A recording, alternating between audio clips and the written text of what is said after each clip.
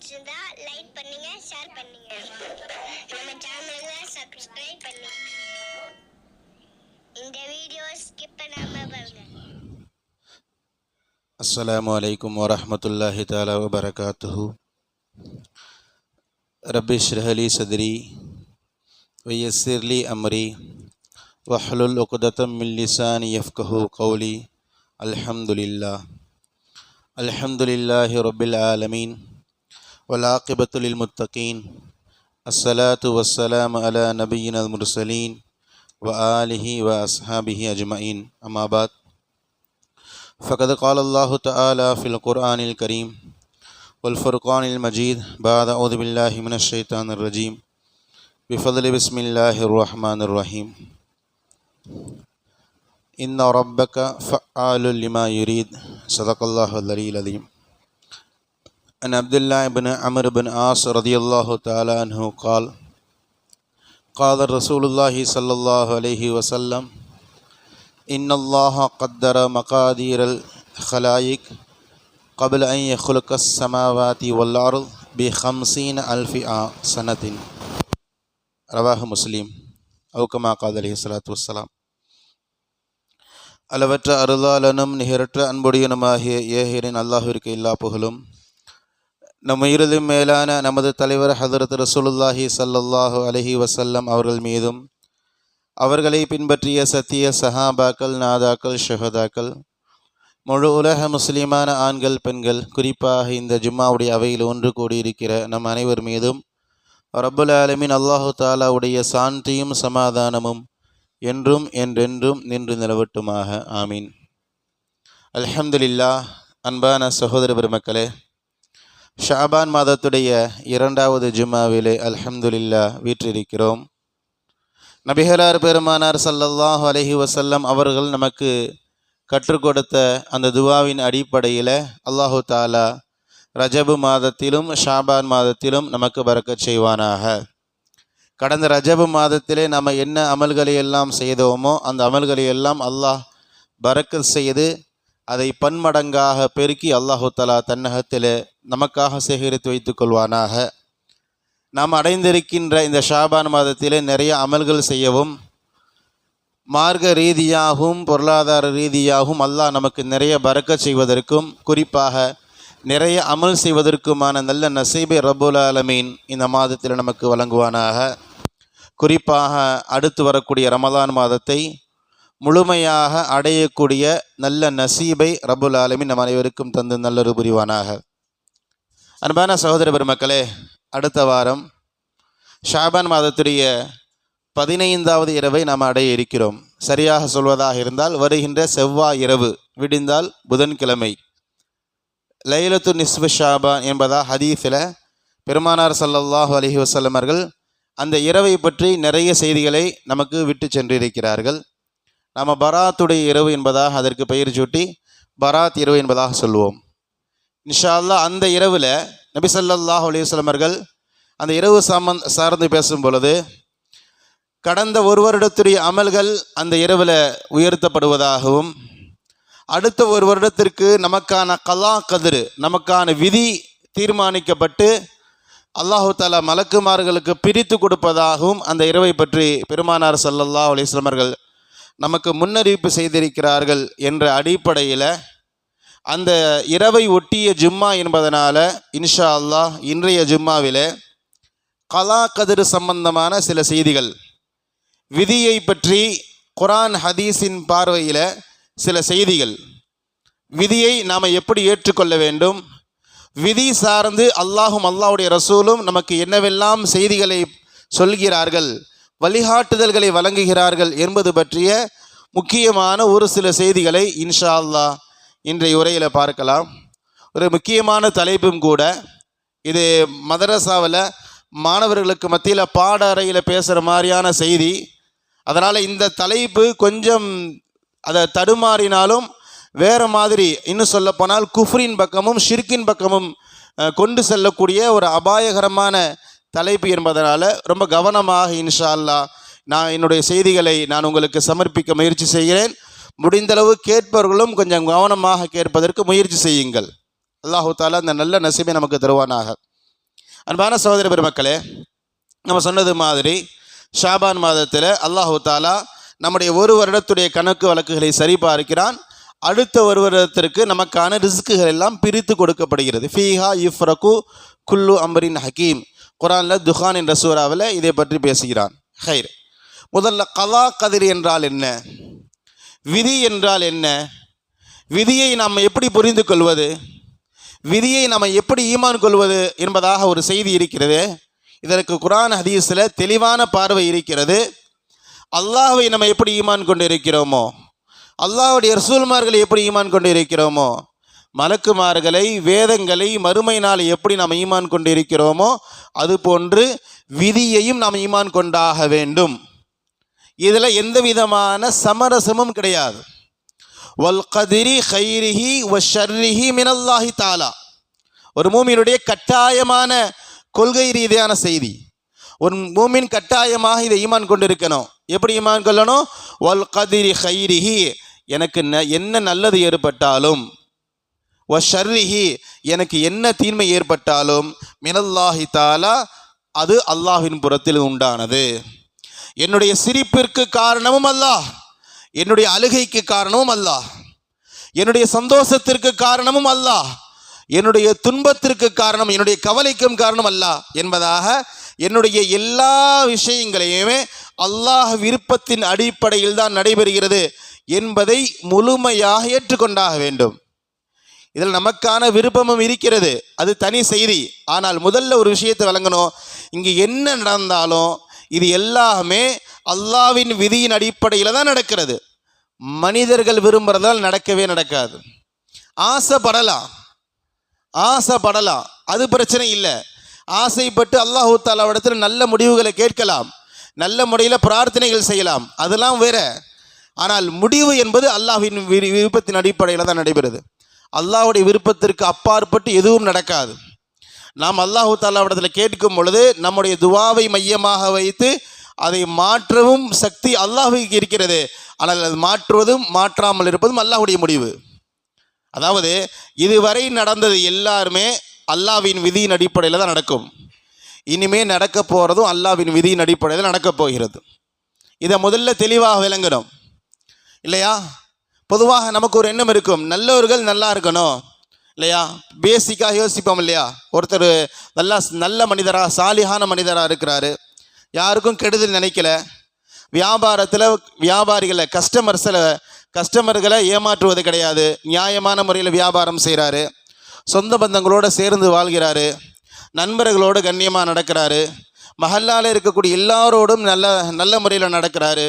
அப்படிங்கும் போது நம்ம என்ன யோசிப்போம்? இவர் எல்லாமே நல்லதாக இருக்கணும், இவருக்கு எல்லாமே வெற்றியாக இருக்கணும், இவருக்கு எல்லாமே சந்தோஷமாக இருக்கணும் என்பதாக நாம் எண்ணுவோம். ஆனால் அப்படி நடக்கிறதா உலகத்தில்? நல்லவர்கள் எல்லோருமே உலகத்தில் நல்லா இருக்கிறாங்களா கேட்டால் கிடையாது. நல்லவர்கள் எல்லாமே உலகத்தில் சந்தோஷமாகத்தான் இருக்கிறார்களா? இந்த கேள்விக்கு நம்முடைய பதில் என்ன?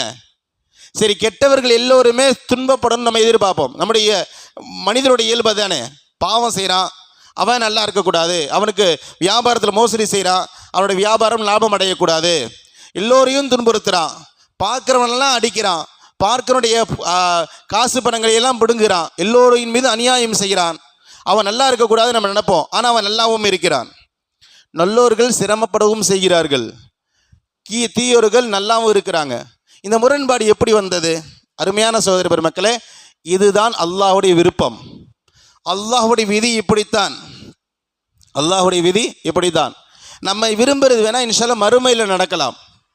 மறுமையில் வேண்டுமானா நல்லவர்கள் நாளை மறுமையில் சிறப்பாக இருக்கணும், சொர்க்கத்தில் இருக்கணும், யாருக்கும் அநியாயம் செய்யாமல் இருக்கிறாரா, அவர் இன்ஷா அல்லாஹ் சொர்க்கத்தில் உயர்ந்த அந்தஸ்தில் இருப்பார், யாரையும் ஏமாத்தலை, யாருக்கும் அநியாயம் செய்யலை, எல்லோரையும் மதிக்கிறார், எல்லோரிடமும் கண்ணியமாக நடத்துகிறார், இன்ஷா அல்லாஹ் இவர் மறுமையில் கண்ணியமாக இருப்பார். அதில் மாற்று கருத்து இல்லை. அதே போல் உலகத்தில் ஒருத்தர் பண்ணுறதெல்லாம் அநியாயம் இல்லையா? பண்ணுறது பூரா அநியாயம். யாரை பார்த்தாலும் மோசமாக நடந்து கொள்கிறான், யாரையும் கண்ணியமாக நடத்துறதில்லை, மனைவியை எப்படி நடத்தணும் தெரியலை, அண்டை வீட்டுக்காரர்களோடு எப்படி நடந்து கொள்ளணும் தெரியலை, சொந்த பந்தங்களை சேர்ந்து வாழணும் அதுவும் தெரியலை, எல்லாம் மோசமாக நடக்கிறான். இவன் மறுமையில் கஷ்டப்படுவான், இன்ஷா அல்லாஹ் கஷ்டப்படுவான். இது அல்லாஹ்வுடைய இதுபடி நான் எதிர்பார்க்கலாம். ஆனால் உலகத்தை பொறுத்த வரைக்கும் நல்லோர்கள் எல்லாருமே நிம்மதியாக சந்தோஷமாக இருக்கணும் அல்லது தீயவர்கள் எல்லாமே கஷ்டப்படணும் என்பதாக நாம் விரும்பலாம். அப்படி அல்லாஹு தாலா டிசைன் பண்ணியிருக்கிறானா, அல்லாஹு தாலாவுடைய விதியில் அப்படி இருக்கிறதா என்றால் அந்த முடிவுக்கு நாம் வர முடியாது. அந்த முடிவுக்கு நாம் வர முடியாது. அல்லாஹ் என்ன விதித்தானோ அதுதான் இந்த உலகத்தில் நடைபெறும். மனிதர்கள் ஆசை எல்லாமே நடந்துருச்சுன்னு சொன்னால் அல்லாஹ் தேவையில்லை. நான் விரும்புகிற மாதிரி எல்லாமே நடக்கணும். நான் நினைக்கிற மாதிரி என்னுடைய வியாபாரம் நான் விரும்புகிற மாதிரி இருக்கணும். என்னுடைய மனைவி நான் விரும்புகிற மாதிரி இருக்கணும். என் பிள்ளைங்க நான் விரும்புகிற மாதிரி இருக்கணும். என்னுடைய சொந்த பந்தம் நான் விரும்புகிற மாதிரி இருக்கணும். என்னுடைய அண்டை வீட்டுக்காரர்கள் நான் விரும்புகிற மாதிரி இருக்கணும். என்னுடைய மஹல்லாவாசிகள் நான் விரும்புகிற மாதிரி எல்லாமே நான் விரும்புகிற மாதிரி இருக்கணும் என்று இருந்தால் அல்லாஹ் தேவையில்லையே. அல்லாஹ் தேவையில்லை. அலி ரலியல்லாஹு தஆலான்னு சொல்லுவாங்க, நான் அல்லாஹ்வை எப்போ அறிந்து கொள்வேன் என்றால், நான் அல்லாஹ்வை எப்போ அறிந்து கொள்வேன் என்றால் எப்போல்லாம் என்னுடைய முடிவுகள் உடைபடுகிறதோ, நான் ஒரு விருப்பத்தை விரும்புவேன், அந்த விருப்பம் இல்லாமல் வேறு ஒன்று நடக்கும், அப்போ தான் முடிவு செய்வேன் நமக்கு மேலே அல்லாஹ் ஒருத்தர் இருக்கிறான். எல்லாமே நம்ம நினச்ச மாதிரி நடக்காது உலகத்தில். நம்முடைய பிள்ளைகள் கூட நம்ம விரும்புகிற மாதிரி இருக்க மாட்டாங்க. எல்லாத்துக்கும் விருப்பம் அது தானே. ஹஸரத் ஃபாத்திமா அம்மா மாதிரி மனைவி வேணும்னு எல்லாம் விரும்புகிறாங்க. ஃபாத்திமா அம்மாவுடைய வரலாறுகளை படிக்கிறோமே. ஹஸரத் அலி ரலியல்லாஹு தஆலா அன்ஹு ஒரு இடத்துல எவ்வளவு பிரியமான, அதாவது கட்டுப்பட்ட மனைவியாக இருந்தாங்க. அது மாதிரி எனக்கும் பிள்ளை இருக்கணும் விரும்புவோம். ஹஸரத் ஹசன் ஹுசைன் மாதிரி மகள்கள் பிள்ளைகள் வேணும் நம்ம என்பதாக நம்ம விரும்புவோம். அப்படி நடந்துருமா? அப்படி வாய்ப்புகள் கிடையாது. அருமையான சகோதர பெருமக்களே, அல்லாஹ் என்ன விதித்தானோ அந்த விதியை ஏற்றுக்கொள்வது தான், அந்த விதியை பொருந்தி கொள்வது தான் ஒரு மூமினுடைய தலையான பண்பு. அதுதான் ஈமானுடைய அடிப்படையும் கூட. அல்லாஹு தஆலா திருமறையில் ஹூத் என்ற அத்தியாயத்தில் சொல்லி காட்டுவான், இன்ன ரப்பக ஃபஆலுல் லிமா யுரீத். உன்னுடைய ரப்பு இருக்கிறான் இல்லையா, அவன் நினைக்கிறது மட்டும்தான் நடக்கும். நீங்கள் நினைக்கிறதெல்லாம் நடக்காது. நீ 1000 நினைப்ப, அதையெல்லாம் இங்கே நடைமுறைப்படுத்துறது என்னுடைய வேலை இல்லை. அல்லாஹ்வுடைய இந்த ஸ்டாண்டு. நீ நினைக்கிறது பூரா நடத்துறது நான் இல்லை. நான் என்ன விரும்புகிறேனோ அது நடக்கும். அதை பொருந்தி கொள்வது தான் உன்னுடைய வேலை. அல்லாஹ் தஆலா முஃமின்களை பார்த்து பேசுகிறான். நீ விரும்புகிறது எல்லாமே நடக்காது. வியாபாரம் கொடி கட்டணும்னு நினைப்ப, நடக்காது இல்லையா? நீ தொட்டதெல்லாம் தொடங்கணும், எல்லாமே சிறப்பாக இருக்கணும் நீ விரும்புவ. ஆனால் நான் என்ன விரும்புகிறேன் அதுதான் இங்கே நடக்கும் இல்லையா? அருமையான சகோதர பெருமக்களே, நைட்டு தூங்கும் போது யோசிப்பார், காலையில் எந்திரிக்கணும், அந்த இடத்துக்கு போகணும், வசூலுக்கு போகணும், அவரை பார்க்கணும், இவரை பார்க்கணும். நாளைக்கு 24 மணி நேரம் நமக்கு நேரமே கிடைக்காது, சாப்பிட நேரம் இருக்காது, டீ குடிக்க கூட நேரம் இருக்காது என்பதாக ஒரு பெரிய ப்ரோக்ராம் சாட் போட்டு நைட்டு தூங்குவார். காலையில் இருந்து பார்த்தா கடுமையான காய்ச்சலோடு எழுந்திருப்பார். இவர் முடிவு பண்ணுவார், நாளைக்கு எனக்கு ப்ரோக்ராம் ஷெட்யூல் இப்படி, அடுத்த 24 மணி நேரம் இந்த மாதிரி பர்ஃபெக்டாக இருக்கணும், எனக்கு ஒரு நிமிடம் கூட நேரம் இல்லை அப்படின்னு இவர் நினைப்பார். ஆனால் தூங்கி எழுந்து பார்த்தா கடுமையான காய்ச்சலோடு எந்திரிப்பார். கடுமையான மழை பெய்யும் இல்லையா, வீட்டு வாசலை கூட தாண்ட முடியாது. இது இப்படி இந்த முரண்பாடு எங்கிருந்து வந்தது? அருமையான சகோதர பெருமக்களே, இதுதான் விதி. அல்லாஹ் இப்படித்தான் இந்த உலகத்தை ஏற்படுத்தி இருக்கிறான். இவைகளை அப்படியே ஏற்றுக்கொள்வதுதான் நமக்கான தலையான பண்பும் கூட. அருமையான சகோதர பெருமக்களே, விதி சார்ந்து அடிப்படையான 4 செய்திகள் ரொம்ப முக்கியமானது. அல்லாஹும் விதியும் என்ற அடிப்படையில் முதலாவது, என்னவெல்லாம் நடக்கிறதோ இது எல்லாமே அல்லாஹ்வுடைய அறிவுக்கு உட்பட்டு தான் நடக்கிறது. இந்த நேரத்தில் நான் இங்கே இருக்கணும் என்பது அல்லாஹ்வுடைய விதி, அல்லாஹ்வுடைய அறிவுக்கு உட்பட்டது. இது எல்லாமே அல்லாஹ் என்ன அறிவு சொல்கிறானோ அதன் அடிப்படையில் தான் நடக்கிறது. நம்பர் 1. இரண்டாவது, இது எல்லாமே ஏற்கனவே எழுதப்பட்டு விட்டது. இது எல்லாமே நான் எத்தனை வருஷம் வாழணும் எழுதப்பட்டுடுச்சு, நான் எந்த பூமியில் வசிக்கணும் எழுதப்பட்டுடுச்சு, எனக்கு எத்தனை வயசில் திருமணம் முடிக்கணும், என்னுடைய மனைவி எப்படி இருக்கணும், எனக்கு எத்தனை வயசில் குழந்தைகள் பிறக்கணும், எனக்கு எத்தனை ஆண் பிள்ளைகள், எனக்கு எத்தனை பெண் பிள்ளைகள், இப்படி என் சம்பந்தப்பட்ட எல்லாமே ஏற்கனவே லவ்ஹுல் மஹ்ஃபூல் என்ற பட்டியலிலே எழுதப்பட்டாகிவிட்டது. மூன்றாவது, இது எல்லாமே நடைபெற வேண்டுமென்றால் அல்லாஹ்வுடைய நாட்டம் இல்லாமல் நடைபெறாது. அல்லாஹ் தான் முடிவு செய்தான், அல்லாஹ் தான் எழுதினான், அல்லாஹ் நாடினால் மட்டுமே இது எல்லாமே நடக்கும். நான்காவதாக, இது எல்லாத்தையுமே நடத்துபவன் அல்லாஹு தாலா. இது எல்லாத்தையுமே நடத்துபவன் அல்லாஹு தாலா. இந்த அடிப்படையை நம்ம விதி சார்ந்து புரிந்து கொள்ள வேண்டும். அருமையான சகோதரர் மக்களை, நம்ம பார்க்கிற இந்த செய்திகள் எல்லாமே இன்னைக்கு நேற்று முடிவு ஆனதல்ல. நான் திரும்பவும் சொல்கிறேனே, இப்போ நான் இங்கே பேசிக்கிட்டு இருக்கேனே, நான் என்னவெல்லாம் பேசணுங்கிறது ஏற்கனவே எழுதப்பட்டுடுச்சு, எனக்கு தெரியாது. அடுத்த 5 நிமிஷம் நான் என்ன பேசுவேன்னு எனக்கு தெரியாது, ஏற்கனவே முடிவு செய்யப்பட்டு விட்டது. அடுத்த வாரம் நான் இந்நேரம் நான் எங்கே இருப்பேன் எனக்கு தெரியாது, நான் என்ன சாப்பிடுவேன் எனக்கு தெரியாது இல்லையா? ஆனால் ஏற்கனவே முடிவு செய்யப்பட்டுடுச்சு. எதுவுமே நமக்கு தெரியாது, ஆனால் முடிவு என்பது முன்னாடியே நடந்துடுச்சு. அல்லாஹு தாலா இந்த விதியை பற்றி ரசூலுல்லாஹி ஸல்லல்லாஹு அலைஹி வஸல்லம் சொல்வார்கள். முஸ்லீம் ஷெரீஃபுடைய 2653வது செய்தி. அப்துல்லா இப்னு அம்ர் இப்னு ஆஸ் ரதியல்லாஹு தஆலா அன்ஹு இந்த ஹதீஸை பதிவு செய்கிறார்கள். பெருமானார் சொல்கிறார்கள், இன்னல்லாஹ கத்தர மகாதீரல் ஹலாயிக், அல்லாஹு தஆலா படைப்பினங்களுடைய எல்லா விதிகளையுமே முடிவு செய்து விட்டான். எப்போ முடிவு செய்தான்? கபல ஐ யஹ்லுக ஸமாவாதி வல் அர்த் பி 50 அல்ஃபி ஆமீன். வானங்களை இன்னும் படைக்கல, பூமியை இன்னும் படைக்கல. வானம் பூமி படைக்கப்படுவதற்கு 50,000 ஆண்டுகளுக்கு முன்பாகவே அல்லாஹ் முடிவு செஞ்சிட்டான். எல்லாத்த பற்றியும் முடிவு செஞ்சிட்டான். வானம் பூமியை பற்றி, சூரியனை பற்றி, சந்திரனை பற்றி, என்னை பற்றி, என் தாத்தாவை பற்றி, என் பேரனை பற்றி, நம்மை பற்றிய எல்லா முடிவுகளையுமே அல்லாஹ் எப்பொழுது முடிவு செய்தான்? அல்லாஹ் எப்பொழுது முடிவு செய்தான்? 50,000 ஆண்டுகளுக்கு முன் முடிவு செய்தான். நம்ம பிளான் போட்டுட்டு இருக்கோம், எனக்கு வயசு இப்போ 40, அடுத்த 5 வருஷத்தில் வீடு கட்டணும், அங்கிட்டு 2 வருஷம் கழிச்சு பிள்ளைகளை படிக்க கல்யாணம் பண்ணி வைக்கிறோம், அதுக்கப்புறம் உம்ரா போகணும், ஹஜ்ஜு போகணும், என்னோட இந்த கடமைகளை நிறைவு செய்யணும் நம்ம நினச்சிட்டு இருக்கோம் இல்லையா? அல்லாஹ் சொல்கிறான், இது எல்லாமே 50,000 ஆண்டுகளுக்கு முன்பாக முடிவாகிடுச்சு. நம்ம பிறக்கிறதுக்கு 50,000 ஆண்டுகளுக்கு முன்பு அல்ல, நாம் பிறக்கிறதுக்கு 50,000 ஆண்டுகளுக்கு முன்பு இல்லை, வானம் பூமி படைக்கப்படுவதற்கு 50,000 ஆண்டுகளுக்கு முன்பாகவே அல்லாஹு தஆலா இந்த விதியை முடிவு செய்து விட்டான். அருமையான சகோதர பெருமக்களே, அதே போல நான் பதிவேட்டில் எழுதப்பட்டது என்று சொன்னோம் இல்லையா, இதை பற்றியும் பெருமானார் ஸல்லல்லாஹு அலைஹி வஸல்லம் அவர்கள் சொல்லி காட்டுகிறார்கள். முடிவு செய்து மட்டுமல்ல, அல்லாஹ் அதை எழுதவும் செஞ்சிட்டான். ஃபைல் பண்ணுறோம் இல்லையா, சில நேரங்களில் சில விஷயங்களை பேசுவோம், ஏட்டில் வராது, ஃபைல் ஆகாது. அல்லாஹ் சொல்கிறான், நான் முடிவு மட்டும் அல்லப்பா, ஃபைலும் பண்ணிட்டேன் இல்லையா? ஹாக்கிம் என்ற கிதாபுடைய 3840வது செய்தி. அபு லுபியான் என்ற சஹாபி இந்த ஹதீஸ் அறிவிக்கிறாங்க. அவ்வளு மா ஹலகல்லாஹு அல் கலம், அல்லாஹு தாலா முதல்ல பேனாவை படைச்சான். கலம் பேனா இருக்கு இல்லையா, பேனாவை படைச்சான். அந்த பேனாவை பார்த்து எல்லாம் சொன்னால் உக்துப், நீ எழுதுன்னு சொன்னான். அந்த பேனா அல்லாஹு தாலாவோட கேட்டது, ஐ ரப், என்னுடைய ரச்சகா, மா அக்துபு, நான் என்ன எழுதுன்னு சொல்கிற, நான் என்ன எழுத?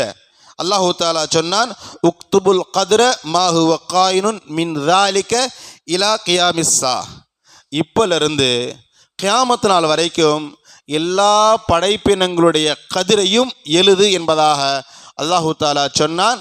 அந்த பேனா சரசரசன் எழுத ஆரம்பித்தது என்பதாக பெருமானார் ஸல்லல்லாஹு அலைஹி வஸல்லம் சொல்கிறார்கள். அதாவது பேனா விரும்பிய மாதிரிலாம் அங்கே எழுதலை, எழுதியது பேனாதான். அந்த பேனா என்ன எழுதியது என்றால், அல்லாஹ் என்ன கதிரை முடிவு செய்தானோ, யாருக்கு என்ன விதிக்கணும் என்பதாக முடிவு செய்தானோ, அந்த விதியை அந்த பேனா எழுதியது என்பதாக பெருமானார் ஸல்லல்லாஹு அலைஹி வஸல்லம் சொல்லி காட்டுகிறார்கள். ஜஃபல் கலம், அந்த மையும் காய்ந்து விட்டது, ஏற்கனவே நமக்கான விதிகள் முடிவு பெற்றுவிட்டது, முற்று பெற்றுவிட்டது என்பதாக பெருமானார் ஸல்லல்லாஹு அலைஹி வஸல்லம் அவர்கள் அந்த ஹதீஸில் பேசுகிறார்கள். அன்பான சகோதர பெருமக்களே, அந்த அடிப்படையில் எல்லாமே ஏற்கனவே முடிவாகிவிட்ட ஒன்று தான் இல்லையா? அந்த முடிவுகளை மனப்பூர்வமாக ஏற்றுக்கொள்ள வேண்டிய பக்குவம் ஒரு மூமினுக்கு இருக்க வேண்டும். நான் சொல்லலை, ஈமானுடைய பேஸ் என்னன்னு சொன்னால், எனக்கு எந்த நல்லது ஏற்பட்டாலும் அதுவும் அல்லாஹ்வின் புறத்திலிருந்து உண்டானது, எனக்கு எந்த நஷ்டம் ஏற்பட்டாலும் அதுவும் அல்லாஹ்வின் புறத்திலிருந்து உண்டானது. சந்தோஷம் ஏற்பட்டால் அல்லாஹ்வை எப்படி புகழ்கிறோமோ, அது போன்று கஷ்டங்கள் ஏற்பட்டாலும் பொறுமை காக்க தெரிந்து கொள்ள வேண்டும். அல்லாஹ் இந்த விதியின் மூலமாக அதுதான் நமக்கு சொல்ல வரான். சந்தோஷமாக இருந்தா, நீ விரும்புகிற மாதிரி ஒரு காரியம் நடந்தா நீ எப்படி அல்லாஹ்வை புகழுவாயோ, அது போன்று சில நேரங்களில் நீ விரும்பாத காரியங்களும் நடக்கும், அதையும் நீ பொருந்தி கொள்ள பழக வேண்டும். நபிமார்கள் பழகினார்கள், சாலிஹீன்கள் சித்திகீன்கள் பழகினார்கள். இதை பழகிட்டோம்னு சொன்னால் அல்ஹம்துலில்லாஹ் நமக்கு எந்த பிரச்சனையும் இல்லை. இந்த பழக்கம் வருவது ரொம்ப முக்கியமான விஷயம். அருமையான சகோதர பெருமக்களே, கிதாபுகளில் விதி சார்ந்து பார்க்கிறோம். நான் முன்னாடி சொன்ன மாதிரி எல்லாமே அல்லாஹ் என்ன முடிவு செய்தான் அதன் அடிப்படையில் தான் நடக்கிறது. ஆதம் அலைஹிஸ்ஸலாம் அவர்கள் அல்லாஹ் தஆலா சொர்க்கத்தில் படைத்தான். அவர் எதிர்பார்த்திருப்பாரா நம்ம சொர்க்கத்திலேருந்து வெளியே வருவோன்ட்டு? அவருடைய விருப்பம் என்னவாக இருந்தது? சொர்க்கத்தில் இருக்கிறது அவருடைய விருப்பம். சொர்க்கத்தில் இருக்க யாரும் சொர்க்கத்தை விட்டு வெளியே வர விரும்ப மாட்டாங்க. ஆனால் விதி அவரை வெளியேற்றியது. ஹஜரத் ஆதம் அலைஹிஸ்ஸலாத்து வஸ்ஸலாம் அவர்கள் வெளியேற வேண்டும் என்பது விதி. அந்த விதி தான் நாங்கள் வெற்றி பெற்றது. ஹஜரத் ஆதம் அலைஹிஸ்ஸலாத்து வஸ்ஸலாம் அவர்கள் வெளியேறினார்கள். கிதாபுகளில் புகாரி ஷெரீஃபுடைய 4736வது செய்தி, முஸ்லீம் ஷெரீஃபில் இந்த ஹதீஸ் பரவலாக பெரும்பாலான எல்லா ஹதீஸ் கிதாபுகளிலும் இந்த செய்தி இருக்கிறது. ஒரு நீளமான செய்தி சுருக்கமாக சொல்கிறேன். இல்லை, அபூ ஹுரைரா ரலியல்லாஹு தஆலா அன்ஹு இந்த ஹதீஸ் அறிவிக்கிறாங்க. 2 பேர் பேசிக்கிறாங்க. யார்? ஹஜரத் இப்ராஹிம் அலைஹிஸ்ஸலாத்து வஸ்ஸலாம், ஹஜரத் மூசா அலைஹிஸ்ஸலாத்து வஸ்ஸலாம். மரணத்திற்கு பிறகு அல்லாஹு தாலாவிடத்தில் பேசிக்கொள்ளும் பொழுது ஹஜரத் மூசா அலைஹிஸ்ஸலாத்து வஸ்ஸலாம் அவர்கள் ஹஜரத் இப்ராஹிம் இடத்துல கேட்கிறாங்க, அல்லாஹ் உங்களை படைத்தான், கண்ணியமான முறையில் படைத்தான் இல்லையா? தன்னுடைய ரூஹின் மூலமாக தன்னுடைய ரூஹை ஊதி உங்களை அல்லாஹு தாலா படைத்தான். மலக்குமார்களுக்கு மத்தியிலே எல்லாம் உங்களை சஜிதா செய்ய வச்சான். மலக்குமார்கள்லாம் அழைச்சி ஆதமுக்கு சஜிதா செய்யுங்கன்னு சொன்னான். அல்லாஹ் உங்களை இவ்வளவு கண்ணியப்படுத்தினானே, நீங்கள் உங்களால் தான் நம்ம சொர்க்கத்திலிருந்து வெளியேறினோம் என்பதாக மூசா நபி ஹஜரத் ஆதம் அலைஹிஸ்ஸலாத்து வஸ்ஸலாம் அவர்கள் இடத்துல கேட்கிறார்கள். அல்லாஹ் உங்களுக்கு கண்ணியமாக வச்சுருந்தான். சில நேரங்கள் நம்ம சொல்லுவோம் இல்லையா, நல்லா இருந்த உன்னை எவ்வளோ மரியாதையாக நடத்துகிறார் உன் வீட்டுக்கு உன்னுடைய முதலாளி, நீ உன்னுடைய சேட்டையினால் வெளியே வந்துட்டேன்ற மாதிரி ஹஜரத் மூசா அலைஹிஸ்ஸலாத்து வஸ்ஸலாம் அவர்கள் ஆதம் அலைஹிஸ்ஸலாம் அவங்கள்ட்ட கேட்கிறாங்க. புகாரி ஷெரீஃபில் இந்த ஹதீஸ் இருக்குது, நீளமான செய்தி. ஹஜரத் மூசா அலைஹிஸ்ஸலாத்து வஸ்ஸலாம் அவர்கள் ஆதம் நபிகிட்ட ஆதம் அலைஹிஸ்ஸலாத்து வஸ்ஸலாம் அவர்கள் மூசா அலைஹிஸ்ஸலாத்து வஸ்ஸலாம் அவங்கள்ட்ட திரும்ப கேட்கிறாங்க, நீங்கள் தானே மூசா, அல்லாஹ் உங்களிடத்துல பேசியிருக்கிறான் இல்லையா? அல்லாஹ் உங்களுக்கு தௌராத்தை வழங்கியிருக்கிறான் இல்லையா? ஆமாம். சரி, ஒபிகம் வஜத்தல்லாஹ கதபத் தௌராத் கபுல ஐயஹுலுக்க. அதாவது தௌராத்தை அல்லாஹ் எப்பொழுது படைத்தான், எழுதினான், உங்களுக்கு தெரியுமான்னு கேட்குறாங்க ஆதம் அலைஹிஸ்ஸலாம். தௌராத் வழங்கப்பட்டது என்னமோ மூசா அலைஹிஸ்ஸலாத்து வஸ்ஸலாம் அவர்களுக்கு. இந்த தௌராத்தை அல்லாஹ் எப்பொழுது எழுதினான், கதபன எழுதினான், எப்போ எழுதினான்னு தெரியுமான்னு கேட்டாங்க. மூசா அலைஹிஸ்ஸலாத்து சொன்னாங்க, கபுல ஐயஹுலுக்க பி அர்பஈன ஸனா, உங்களை படைப்பதற்கு 40 ஆண்டுகளுக்கு முன்பாக அல்லாஹு தாலா தௌராத்தை எழுதிவிட்டான். நல்லா விளங்கி கொள்ளுங்க, தௌராத் அருளப்பட்டது ஹஜரத் மூசா நபிக்கு இல்லையா? அருளப்பட்டது என்னமோ நபி மூசா அலைஹிஸ்ஸலாத்து வஸ்ஸலாம் அவர்களுக்கு கடைசி காலத்தில். ஆனால் இந்த தௌராத்தை அல்லாஹ் எழுதியது ஆதம் அலைஹிஸ்ஸலாத்து வஸ்ஸலாம் படைப்பதற்கு 40 ஆண்டுகளுக்கு முன்பாகவே அல்லாஹு தாலா தௌராத்தை எழுதிவிட்டான். இது எல்லா வேதங்களுக்கும் இதுதான் சட்டம். நம்ம கடந்த சில நாட்களுக்கு முன்பு கூட படித்தோம் ஃபஜரில்.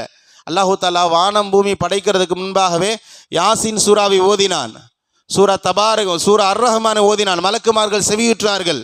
செவியுற்று இந்த குர்ஆன் யாருக்கு வழங்கப்படுகிறதோ அந்த சமுதாயம் மேன்மை மிக்கவர்கள், பாக்கியவான்கள் என்பதாக மலக்குமார்கள் பேசியதாக ஹதீஸ் கிதாபுகளில் இருக்கிறது. ஹைர், இப்போ ஆதம் அலைஹிஸ்ஸலாத்து வஸ்ஸலாம் மூசா நபிகிட்ட கேட்கிறாங்க, தௌராத்தை அல்லாஹ் எப்போ எழுதினான்? உங்களை படைப்பதற்கு 40 ஆண்டுகளுக்கு முன்பாக எழுதிவிட்டான்.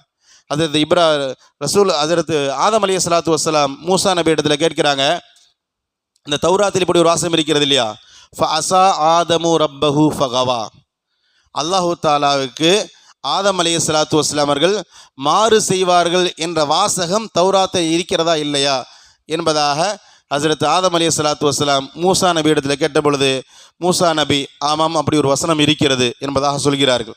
அப்போ ஆதம் அலைஹிஸ்ஸலாத்து வஸ்ஸலாம் அவர்கள் சொன்னார்கள், என்னை படைப்பதற்கு 40 ஆண்டுகளுக்கு முன்பாகவே, எப்படி என்னை படைக்கிறதுக்கு 40 ஆண்டுகளுக்கு முன்பாகவே நான் என்னுடைய ரப்புக்கு மாறு செய்வேன் என்பதாக அல்லாஹ் விதித்து விட்டான்.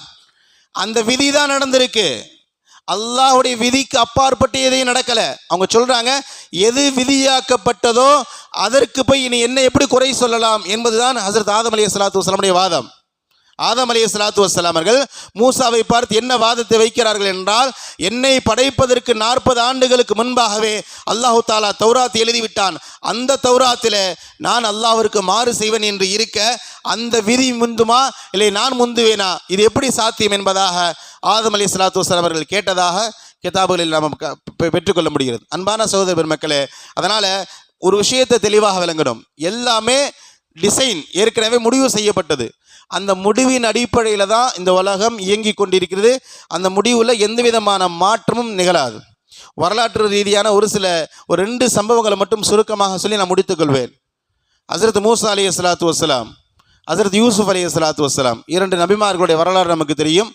குர்ஆனில் அல்லாஹ் தஆலா விரிவாக பேசுகிறான். அந்த நபிமார்களுடைய வரலாறுகளை பாருங்கள். மூசா அலைஹிஸ்ஸலாத்து வஸ்ஸலாம் அவர்கள் பிறப்பு சம்பந்தமாக ஃபிரௌனுக்கு ஒரு கனவு காண்கிறான். அந்த கனவுல இந்த பூமியில், அதாவது இந்த மண்ணில் ஒரு குழந்தை பிறக்கும், அந்த குழந்தையின் மூலமாக நம்முடைய அரசாங்கத்திற்கு ஆபத்து இருக்கிறது என்பதாக உணர்கிறான். அந்த உணர்வின் வெளிப்பாடாக எகிப்தில் இருக்கக்கூடிய எல்லா ஆண் குழந்தைகளும் கொல்லப்படுகிறார்கள், வெட்டி கொல்லப்படுகிறார்கள். ஒரு குழந்தைக்காக, நல்லா விளங்குங்க, மூசா என்ற ஒற்றை குழந்தையை கொல்லுவதற்காக, அந்த பூமியில் வரக்கூடாது என்பதற்காக ஃபிரௌனுடைய கட்டளை என்னவென்றால் எகிப்து இருக்கக்கூடிய எல்லா குழந்தைகளும் கொல்லப்பட வேண்டும் என்பது. ஆனால் விதி என்ன தெரியுமா? அல்லாஹுடைய விதி, அதுதான் அல்லாஹுடைய ஏற்பாடு என்பது.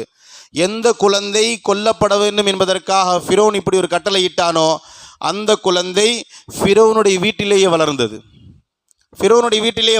அல்லாஹ் தஆலா சூரத்து தாஹா என்ற அத்தியாயத்தில் இது சம்பந்தமாக விரிவாக பேசுகிறான். கஸஸ் என்ற ஒரு சூரா இருக்கு, அதிலும் விரிவாக பேசுகிறான். தாஹா என்ற அத்தியாயத்தில் அல்லாஹ் தஆலா சொல்கிறான், அன்கிதி ஃபீஹி ஃபித் தாபூதி ஃபக்தி ஃபீஹி ஃபில் யம்மி ஃபல்யுல்கிஹில் யம்மு பிஸ்ஸாஹிலி யஅஹுது அதுவுல்லி வ அதுவுல்லஹு. அல்லாஹ் சொல்கின்ற வார்த்தை, அதாவது இந்த குழந்தைய ஃபிரௌன் கொன்னுடுவான், நீங்கள் பயப்படுறீங்க. அல்லாஹ் தஆலா ஹஸரத் மூசா அலைஹிஸ்ஸலாத்து வஸ்ஸலாமுடைய தாயாரிடத்தில் பேசுகிறான், இந்த குழந்தைய ஃபிரௌன் கொலை செய்திருவான், நீங்கள் பயப்படுறீங்க.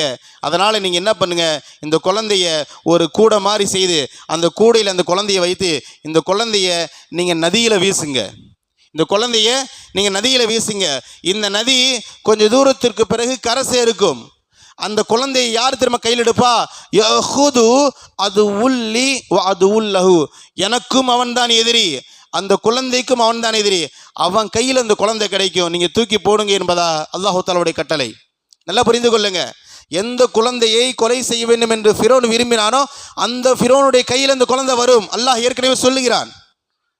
அல்லாஹ் தஆலா மூசாவுடைய தாயாருக்கு சொல்கிற வார்த்தையை இல்லையா, இந்த குழந்தையை நீங்கள் கடலில் போட்டுருங்க, அது ஏதோ ஒரு தேசத்தில் ஃபிரௌனுடைய சம்பந்தம் இல்லாத ஒரு ஊருக்கு போயிடும், வேற ஒரு ஊரில் அந்த குழந்தை பாதுகாப்பாக வளரும் என்பதெல்லாம் அல்ல.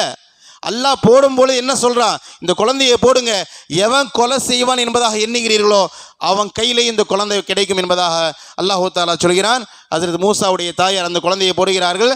அதே மாதிரி அந்த குழந்தை ஃபிரௌனுடைய கைக்கு வருகிறது. ஃபிரௌனுடைய மனைவி அவள் பேசிய வார்த்தை கஸஸ் என்ற சூறாவில் இருக்கிறது, லா தக்துலுஹு, அந்த குழந்தையை கொலை செஞ்சிடாதீங்க, அசா ஐயன் ஃபானா அவுன் நத்தஹிது வலதா, இந்த குழந்தை நமக்கு ஏதாவது பிரயோஜனம் அளிக்கலாம் அல்லது இந்த குழந்தையை நம்மளுடைய பிள்ளைகளாக ஆக்கி கொள்ளலாம் என்பதாக சொல்லி அந்த குழந்தை ஃபிரௌனுடைய வீட்டிலே வளருகிறது. அருமையான சகோதரர்களே, அல்லாஹ்வுடைய விதியை பாருங்க. எந்த ஃபிரௌன் எந்த குழந்தையை கொலை செய்ய வேண்டும் என்று எகிப்து முழுக்க சுடுகாடாக மாற்றினானோ இல்லையா, எகிப்து முழுக்க ஒரு ஆண் குழந்தை இருக்கக்கூடாது என்று முடிவு செய்தான். யாருக்காக? மூசா நபிக்காக. அந்த மூசா நபி பிறந்தது வளர்ந்தது ஃபிரௌனுடைய வீட்டில். அருமையான சகோதர பெருமக்களே, சில காலங்கள் கழித்து மூசா அலைஹிஸ்ஸலாத்து வஸ்ஸலாம் அவர்கள் சில தவறுகள், ஒரு வாலிபனாக சமயத்தில் ஒரு கொலை செய்கிறாங்க, கிதாபுகளில் வருகிறது. ஒரு சச்சரவில் போகிறாங்க, அடிக்கிறாங்க, அவன் இறந்து விடுகிறான். இறந்தவன் ஃபிரௌனுடைய சமுதாயத்தை சேர்ந்தவன்.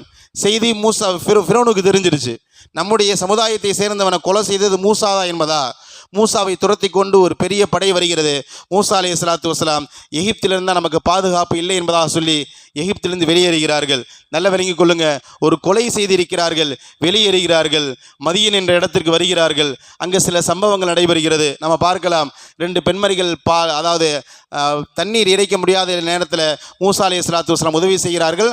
அந்த 2 பெண்மணிகள் தன்னுடைய தந்தை ஷுஐப் அலைஹிஸ்ஸலாத்து வஸ்ஸலாம் இடத்துல போய் இந்த மூசாவை பற்றி சொல்லும் பொழுது ஷுஐப் அலைஹிஸ்ஸலாத்து வஸ்ஸலாம் மூசாவை அழைத்து வரும்படி சொல்கிறார். ஒரு பெண்மணி வந்து மூசா அலைஹிஸ்ஸலாத்து வஸ்ஸலாம் அவரை அழைத்து சென்று ஷுஐபிடம் விடுகிறார்கள். அங்கே போய் தன்னுடைய எல்லா வரலாற்று செய்திகளையும் மூசா சொல்கிறார். தன்னுடைய பிறப்பு சம்பந்தமாக, தன்னுடைய வளர்ப்பு சம்பந்தமாக, எகிப்தில் நடைபெற்ற அந்த கொலை சம்பந்தமாக சொல்லும் பொழுது ஷுஐப் அலைஹிஸ்ஸலாத்து வஸ்ஸலாம் சொல்கிறார்கள், லா தஹஃப் நஜௌது மினல் கௌமில் ஸாலிமீன், நீங்கள் கவலைப்படாதீங்கப்பா, நீங்கள் பாதுகாப்பான ஊரில் இருக்கிறீங்க, ஃபிரௌன் இங்கெல்லாம் வர முடியாது, ஃபிரௌனை பற்றி நீங்கள் கவலைப்படாதீங்க, ஃபிரௌனுடைய படைகளோ ஃபிரௌனுடைய ஆட்களோ இங்கே வர முடியாது, நீங்கள் நிம்மதி பெற்று விட்டீர்கள் என்பதாக சொல்லி மூசா அலைஹிஸ்ஸலாத்து வஸ்ஸலாம் அவர்களுக்கு ஷுஐப் அலைஹிஸ்ஸலாத்து வஸ்ஸலாம் அவர்கள் அடைக்கலம் கொடுக்கிறார்கள். அடைக்கலம் கொடுத்தது மட்டுமல்ல, அதற்கு பிறகு தன்னுடைய மகளை திருமணம் முடித்து கொடுக்கிறார்கள். ஒரு குடும்பமே கிடைக்கிறது ஹஸரத் மூசா அலைஹிஸ்ஸலாத்து வஸ்ஸலாம் அவர்கள். நல்லா விளங்கிக்கோங்க, ஒரு கொலை செய்திருக்கிறார் ஹஸரத் மூசா அலைஹிஸ்ஸலாத்து வஸ்ஸலாம் அவர்கள். அந்த சம்பவத்தில் ஒரு கொலை நடந்திருக்கிறது. ஆனால் அல்லாஹ் தஆலா அங்கிருந்து வெளியேற்றி அவர்களுக்கு பாதுகாப்பான இடத்தை கொடுக்கிறான், அவர்களுக்கான ஒரு குடும்பத்தை கொடுக்கிறான். அதற்கு பிறகுதான் அவை நுபுவத்தாக நபிப்பட்டம் கொடுக்கப்படுகிறது. இது எல்லாமே அல்லாஹ்வுடைய விதி. இது எல்லாமே அல்லாஹ்வுடைய விதி எப்படியே கொண்டு போகிறது. அதற்கு பிறகு மீண்டும் அல்லாஹ் தஆலா ஹஜ்ரத் மூசா அலைஹிஸ்ஸலாத்து வஸ்ஸலாம் அவர்கள் நபியாக ஆக்கி எங்கே அனுப்புகிறான்? அதே எகிப்துக்கு அனுப்புகிறான். எந்த எகிப்திலிருந்து மூசா அலைஹிஸ்ஸலாத்து வஸ்ஸலாம் அவர்கள் கொலைப்பலியை ஏற்று வெளியேறினார்களோ அதே நகரத்திற்கு அல்லாஹ் தஆலா மூசா நபி அனுப்புகிறான். ஏற்கனவே தெரியும் அல்லாஹ் தஆலாவிற்கு மூசாவிற்கு ஃபிரௌன் பயங்கரமானவன். தன்னுடைய ஒரு பிறப்புக்காக வேண்டி ஃபிரௌன் முழுக்க ஆண் குழந்தைகளை கொலை செய்தவன் ஃபிரௌன், எகிப்து முழுக்க. அந்த எகிப்திற்கு அல்லாஹு தாலா தன்னை அனுப்புகிறான். அல்லாஹு தாலாவுடைய கட்டளை ஏற்று மூசா அலைஹிஸ்ஸலாத்து வஸ்ஸலாம் அவர்கள் எகிப்துக்கு செல்கிறார்கள். அங்கே நிறைய சம்பவங்கள் நடைபெறுகிறது. அதோட முடிஞ்சிருச்சா? கடைசியாக அல்லாஹு தாலா மூசா அலைஹிஸ்ஸலாத்து வஸ்ஸலாம் அவர்கள் கட்டளை இடுகிறான், நீங்கள் இருக்க வேண்டாம், பனி இஸ்ரவேலர்களை அழைத்து கொண்டு வெளியேறுங்கள் என்பதா. அஸ்ரீபி இபாதி லைலன் இன்னக்கும் முத்தபவுன், நீங்கள் எங்கிருந்து வெளியேறுங்க என்பதாக அல்லாஹுடைய கட்டளை. அந்த கட்டளையின் அடிப்படையில் ஹஜ்ரத் மூசா அலைஹிஸ்ஸலாத்து வஸ்ஸலாம் அவர்கள் வெளியேறுகிறார்கள். இதில் ஒரு செய்தி என்னன்னு சொன்னால், இந்த இடத்துல ஃபிரௌன் அமைதியாக இருந்திருக்கணும். ஃபிரௌனுடைய விதியை பாருங்கள், ஃபிரௌனுடைய விதியை பாருங்கள்.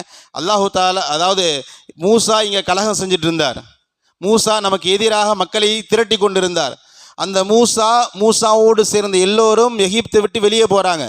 இனி எகிப்தில் இருக்கின்ற எல்லாருமே நம்மை ரப்பா ஏற்றுக்கொண்டவர்கள் தான். அவன் நிம்மதியாக இருந்திருக்கணும். அவனுடைய சுழி விடலை, அவனுடைய விதி விடலை. இந்த விதியை பற்றி சொல்வதற்காக இந்த செய்தி முழுக்க நான் சொல்கிறேன். ஃபஅக்ரஜ்னாஹும் மின் ஜன்னாத்தி வயூன், அவனுடைய ஆடம்பரமான மாட மாளிகைகள், அவனை சுற்றி தோட்டங்கள், கோபுரங்கள் எல்லாமே இருக்கு. அதையெல்லாம் விட்டுட்டு அவன் துரத்தி கொண்டு வருகிறான் ஹஜ்ரத் மூசா அலைஹிஸ்ஸலாத்து வஸ்ஸலாம் அவர்களையும் அவர்களோடு ஈமான் கொண்டவர்களையும் கொலை செய்வதற்காக. அவன் துரத்தி கொண்டு வராமல் இருந்திருந்தால் அவன் எகிப்தில் நிம்மதியாக இருந்திருக்கலாம் இல்லையா? நல்ல விளங்கி கொள்ளுங்க. மூசா வருகிறார், நீ ரப்பு இல்லை என்கிறார், இவன் இல்லை முடியாதுங்கிறான். இதுக்கு பிறகு பெரிய சண்டை பிரச்சனைகள் வருகிறது. அல்லாஹ் தஆலாவுடைய கட்டளையின் அடிப்படையில் மூசா அலைஹிஸ்ஸலாத்து வஸ்ஸலாம் அவர்கள் எகிப்திலிருந்து கிளம்புகிறார்கள். இவன் நிம்மதியாக இருந்திருக்கணும். சரி, நம்ம ஊரில் கலகம் பண்ணவங்க தான் இந்த ஊரை விட்டு வெளியே போகிறாங்களே, நமக்கு என்னன்னு இருந்திருக்கணும். ஆனால் அல்லாஹ்வுடைய விதி கிடையாது. நீ வா, உனக்கான மரணம் நைல் நதியில் இருக்கிறது, உனக்கான மரணம் நைல் நதியில் இருக்கிறது என்பதாக சொல்லி அல்லாஹ் சொல்கிறான், ஃபஅக்ரஜ்னாக்கும், அவனை நாம தான் வெளியேற்றினோம் சொல்கிறான். எகிப்திலிருந்து நாம் அவனை வெளியேற்றி கடலின் பக்கம் அழைத்து வந்து அந்த கடலில் அவனை மூழ்கடிக்க செய்து அவனையும் அவனுடைய பட்டாளங்களையும் நாம் அழித்தோம் என்கிறான். இது எல்லாமே விதியோடு சம்பந்தப்பட்டது. அருமையான சகோதரி பெருமக்கள், இதே போல தான் யூசுப் அலைஹிஸ்ஸலாத்து வஸ்ஸலாமுடைய வரலாறு நமக்கு தெரியும். இதே போன்று மூசாவிற்கு எதிரி வெளிகள், நான் யூசுப் அலைஹிஸ்ஸலாத்து வஸ்ஸலாம் அவர்களுக்கு வீட்டுக்குள்ளே எதிரிகள் 11 சகோதரர்கள். நம்முடைய அத்தாவுக்கு யூசுப் ரொம்ப நெருக்கமாக இருக்கிறார். இது சரி வராதுன்னு சொல்லி இந்த சகோதரர்களாக சேர்ந்து பச்சிளம் குழந்தைகளை ஒரு பாலங்கிணத்தில் போடுறாங்க இல்லையா? அதற்கு பிறகு வரக்கூடிய ஒரு வியாபார கூட்டம் வருகிறது. அந்த குழந்தையை கொண்டு போய் அதே எகிப்து தேசத்தில் விற்பனை செய்கிறார்கள். அந்த எகிப்து தேசம் மூசாவிற்கு முன்புண்டான வரலாறு. எகிப்து தேசத்தில் அடிமையாக விற்கப்படுகிறார்கள். அங்கே இதே மாதிரி ஒரு எஜமானர் வாங்குகிறார், அந்த குழந்தையை வளர்க்கிறார். மூசாவை எப்படி ஃபிரௌனுடைய மனைவி சொன்னாலோ நம்ம குழந்தை மாதிரி வளர்த்துக்கலான்னு, அதே மாதிரி அந்த குழந்தையாக வளரப்படுகிறது. ஒரு கட்டத்திற்கு பிறகு அந்த பெண்ணே ஹஜ்ரத் இடத்துல யூசுப் அலைஹிஸ்ஸலாத்து வஸ்ஸலாம் இடத்துல விபச்சாரம் செய்வதற்காண்டி அழைத்த பொழுது அது யூசுப் அலைஹிஸ்ஸலாத்து வஸ்ஸலாம் மறுக்கிறார்கள் இல்லையா? அதற்கு பிறகு அல்லாஹ் தஆலா அவருக்கு சிறையை கொடுக்கிறான். நல்லா விளங்கி கொள்ளுங்க. மூசா அலைஹிஸ்ஸலாத்து வஸ்ஸலாம் அவர்கள் கொலை செய்கிறார். அவருக்கு அல்லாஹ் தஆலா பாதுகாப்பை வழங்கினான். அவருக்கு ஒரு குடும்பம் குட்டி மனைவி மக்களாக வழங்கினான். அது அல்லாஹ்வுடைய விதி, மூசாவிற்கு எழுதப்பட்ட விதி. யூசுப் அலைஹிஸ்ஸலாத்து வஸ்ஸலாம் எந்த தவறும் செய்யல. கிட்டத்தட்ட 12 ஆண்டுகள் சிறையில் இருந்தார்கள் இல்லையா? எந்த தவறும் செய்யல. அதில் யூசுப் அலைஹிஸ்ஸலாம் வாயை திறந்து கேட்டாங்க, யா அல்லாஹ், இந்த பெண்களுக்கு மத்தியில் என்னை வைத்திருக்காத, எனக்கு சிறைதான் சிறப்பு, எனக்கு சிறைதான் பாதுகாப்பு, என்னுடைய ஈமானுக்கு என்னுடைய கற்புக்கு பாதுகாப்பு சிறை, எனக்கு சிறையை கூட வாயை திறந்து கேட்டு சிறைக்கு போனாங்க. சிறையில் சில காலங்கள் இருக்கிறார்கள். மீண்டும் அவர் நிரபராதி என்று நிரூபிக்கப்பட்டு எகிப்தில் மிகப்பெரிய அமைச்சர் பதவிக்கு அல்லாஹ் தஆலா ஹஜ்ரத் யூசுப் அலைஹிஸ்ஸலாத்து வஸ்ஸலாம் அவர்களை அலங்கரிக்கிறான். அருமையான சகோதர மக்களே, இப்படி வரலாறு முழுக்க நம்ம என்னவெல்லாம் எதிர்பார்க்கிறோமோ அதற்கு மாற்றமாக நிறைய செய்திகள் நடந்திருக்கிறது. அருமையான சகோதர பெருமக்களே, அதனால் நான் மேலே சொன்னது மாதிரி விதியின் மூலமாக நம்ம பேசிக்காக என்ன விளங்கி கொள்ளணும்னு சொன்னால், விதி என்பது அல்லாஹுடைய ஏற்பாடு. அல்லாஹ் என்ன விதித்தானோ அதுதான் நடைபெறும். அல்லாஹ் விதித்ததற்கு மாற்றமாக எந்த ஒன்றும் உலகத்தில் நடைபெறாது என்பதை முழுமையாக ஈமான் கொள்வதுதான் ஒரு முஃமினுடைய பண்பு. நமக்கு எந்த நலவுகள் ஏற்பட்டாலும் அல்ஹம்துலில்லாஹ் என்று ஏற்றுக்கொள்வது போன்று சில சிரமங்கள் சில கஷ்டங்கள் வரலாம், அப்பொழுதும் இன்னா லில்லாஹ் என்பதாக அந்த விதியை பொருந்திக் கொள்வதுதான் ஈமானுடைய அடிப்படையாக இருக்கிறது. அன்பான சகோதர பெருமக்களே, இப்போ இந்த விதி சார்ந்து சில செய்திகள் நம்ம யோசிக்கலாம் இன்ஷா அல்லாஹ். விதிகளில் இப்படி சில கேள்விகள் எல்லாம் வரும். அப்போ 50,000 ஆண்டுகளுக்கு நம்மை படைப்பதற்கு 50,000 ஆண்டுகளுக்கு முன்பாகவே அல்லாஹு தஆலா விதியை எழுதிவிட்டான் என்றால் பிறகு நாம ஏன் முயற்சி செய்யணும் இல்லையா? சஹாபாக்கள் ரசூலுல்லாஹ்ட்ட கேட்டாங்க, யார் ரசூலுல்லாஹ், எல்லாமே டிசைன் முடிவு செய்யப்பட்டதுன்னு சொன்னால் நாம் ஏன் முயற்சி செய்யணும், நான் ஏன் வேலைக்கு போகணும், நான் ஏன் பள்ளிக்கு வரணும், எல்லாம் முடிவு செஞ்சிடானே என்பதாக சில கேள்விகள் வரும் இல்லையா? பேசிக்காக சில கேள்விகள் வரும். அப்போ தவறு செய்தவனுக்கு எதுக்கு தண்டனை? இன்றைக்கி உலகத்தில் ஒருத்தன் பாவம் செய்கிறான், ஒருத்தன் குடிக்கிறான், ஒருத்தன் மது அருந்துகிறான், ஒருத்தன் விபச்சாரம் செய்கிறான்னு, இது எல்லாமே ஏற்கனவே விதிக்கப்பட்டது தானே. அந்த விதிக்கப்பட்டது தானே இவன் உலகத்தில் செய்கிறான், இவனுக்கு அல்லாஹ்வுத்தாலா மறுமையில் தண்டனை கொடுக்கணும் என்பதாக சில கேள்வி வரும் இல்லையா? இது ஒரு தனி டாபிக். இப்போ இதில் நம்ம பேச ஆரம்பித்தோம் என்றால் இது சில மணி நேரங்கள் போகும். அருமையான சகோதர மக்களே, இந்த விதியை எப்படி ஈமான் கொள்வது, விதி சார்ந்து சில முரண்பாடான ஹதீஸ்கள் வருகிறது, இந்த விதியை நம்ம எப்படி ஏற்றுக்கொள்வது, எதை ஏற்றுக்கொள்வது, எதில் நம்ம எப்படி விடுவது என்பது சம்பந்தமான சில தகவல்கள் இருக்கிறது. வாய்ப்பு இருந்தால் இன்ஷா அல்லாஹ் அடுத்த ஜும்மாவில் விதி சார்ந்து இன்னும் ஆழமான செய்தி, வெளியே எப்படி ஈமான் கொள்வது என்பது பற்றிய சில தகவல்களை பார்க்கலாம். அருமையான சகோதர பெருமக்களே, அந்த அடிப்படையில் நாம் அல்லாஹு தஆலாவுடைய விதியை முழுமையாக ஏற்றுக்கொள்ள வேண்டும். எப்படி ஒல் கதிரி ஹைரிஹி வ ஷர்ரிஹி மினல்லாஹி தஆலா, எனக்கு ஏற்படுகின்ற நலவும் அல்லாஹ்வின் புறத்திலிருந்து உண்டானது, எனக்கு ஏற்படுகின்ற துன்பமும் அல்லாஹ்வின் புறத்திலிருந்து உண்டானது. நான் நலவின் போது எப்படி அல்லாஹ்விற்கு நன்றி செலுத்துகிறேனோ அதுபோன்று சிரமங்களின் போதும் அல்லாஹ்வுக்காக நான் பொறுத்து கொள்வேன் என்கின்ற இந்த மனோநிலையை நமக்கு மத்தியில் நாம் அதிகப்படுத்திக் கொள்ள வேண்டும். அந்த நல்ல நசீபை ரப்புல் ஆலமீன் நம் அனைவருக்கும் தந்து இந்த உலகத்திலும் நாளை மறுமையிலும் அல்லாஹ்விற்கு பிரியமான அல்லாஹ்வுடைய பொருத்தத்தை பெறுகின்ற நன்மக்களாக ரப்புல் ஆலமீன் நம் அனைவருமாக்கி நல்லது புரிவானாக. வாஹிர தஅவானா அல்ஹம்துலில்லாஹி ரப்பில் ஆலமீன். அஸ்ஸலாமு அலைக்கும் வரஹ்மத்துல்லாஹி வபரகாத்துஹு.